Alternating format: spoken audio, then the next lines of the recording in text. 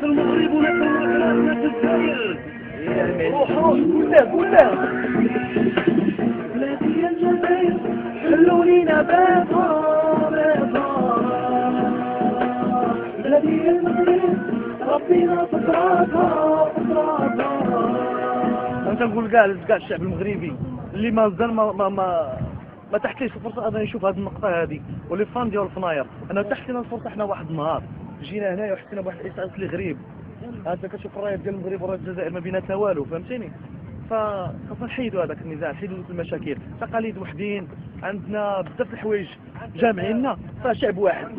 قولوا لي الجنسية جنات الهيئة سالي قدامك حجاجة كنشوف فيك ونشوف فيا. المغرب ولا الجزائر كل واحد فينا شنو داير؟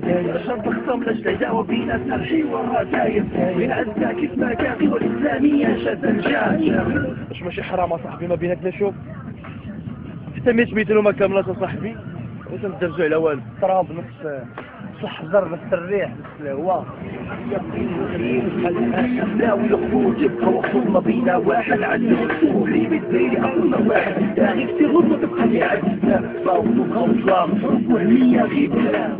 قول له اللي تنتظر يوصل هذا الميساج لان حنا عايشة غتلقى انت وراه. قول له فهمتي؟ دابا راه مشى يقول لصحابو باللي راه كاينين المغاربه خوتنا اللي تيسلموا علينا، وحنا غنقولوا للاخرين انه راه خوتنا الجزائريين تيسلموا عليكم. هذه قول الاخر شي قال لنا باللي راه ما كرهناش نكونوا معاكم، وحنا كنقولوا لهم باللي ما كرهناش نكونوا تما، وكنشوفوا باللي ما بيناتنا تاع 10 كيلومتر ونشوف باللي هما لهي وناس اخرى كتشير لهم الكتاب بحال بيناتنا شي حرب، بحال بيناتنا صداع، بحال كاين شي فرق كبير.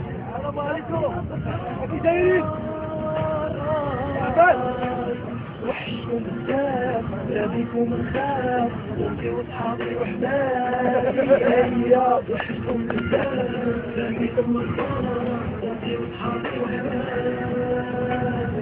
وعي مغربي لا هنا ولا لهيه شاف هذا المنظر هذا وما تبوشوش عليه عظامه وما حنش لخوته، والله ما فيه غرام ديال الوطنيه.